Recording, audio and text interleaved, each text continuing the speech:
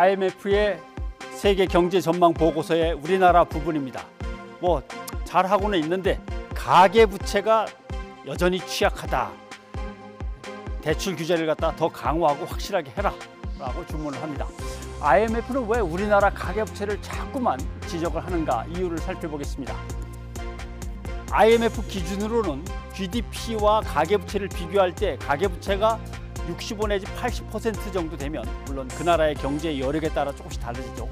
65에서 80 정도 되면 이거는 벌써 성장을 떨어뜨리고 위기를 발생시킬 가능성이 높아진다라고 조심하라고 합니다.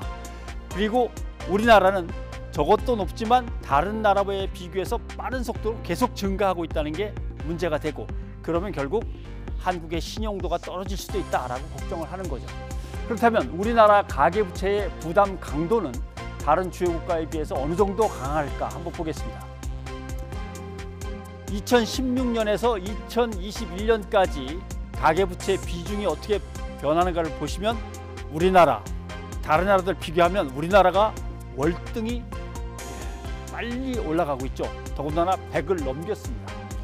그래서 담보대출을 규제해서 취약차주, 신용이 낮아서 갚을 가능성이 좀 떨어지는 돈 빌린 사람들의 비중을 줄이고, 고신용차주, 그래도 신용이 높아서 갚을 수 있는 능력이 넉넉한 사람들의 비중을 높이자는 거죠. 그리고 대출의 전체 규모도 줄이는 중입니다. 보시면 애쓴 결과 2017년과 2021년을 비교하면 신용이 높은 돈 빌린 사람들의 비중이 꽤 높아졌습니다. 또 주택담보대출 비율을 보면은 담보로 맡긴 것에 대한 비율이 53.5로 빌려가던 것이 43.3으로 좀 이제 안정적으로 약간 내려갔습니다. 이렇게 지표상으로 보면 가계부채의 위험을 겨우겨우 묶어두고는 있는데, 문제는 이제 대선 이후에 정책 방향이 확 뒤바뀌는 거죠.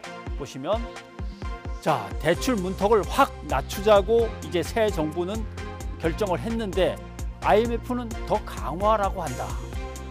IMF는 대출을 조이라고 하는데 당선자는 이미 공약상 그렇게 공약하지 않았다. 이런 문제가 제기되는 겁니다. 보수신문이나 진보신문이나 다 똑같이 지적을 합니다. 경제 분야에서 새 정부가 해결해야 할 가장 어려운 과제가 부동산과 연계된 가계부채 문제일 겁니다.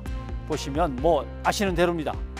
금리는 지금 계속 올라가고 있습니다. 어쩔 수 없이 우리도 이제 올려야 되는데, 그런데 집값이 이제 겨우 잡힐만 한데 대출을 갖다 확대하면은 집값이 다시 올라갈 수도 있고, 또는 가다가 거품이 꺼지면 금리는 인상됐는데 거품은 꺼져가지고 돈 빌려서 집 산 사람들이 타격을 받을 수도 있고, 그 다음에 코로나19 때문에 긴급대출들을 다 했는데 만기가 돌아왔을 때 연기해주고 해서 한 4번 연장을 했습니다. 그러나 이제는 더 이상은 연장이 어려워집니다. 이게 잠재적인 부실로 지금 누적되어 있는 상황입니다. 이런 어려운 과제를 제대로 풀어갈 수 있도록 언론은 민생 현장과 전문가의 분석, 비판 등을 두루 균형 있게 보도를 해야만 합니다. 그래야 인수위원회가 알아듣죠.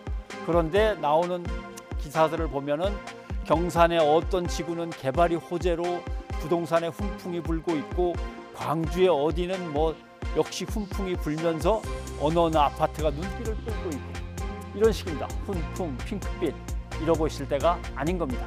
변상욱의 앵커 리포트였습니다.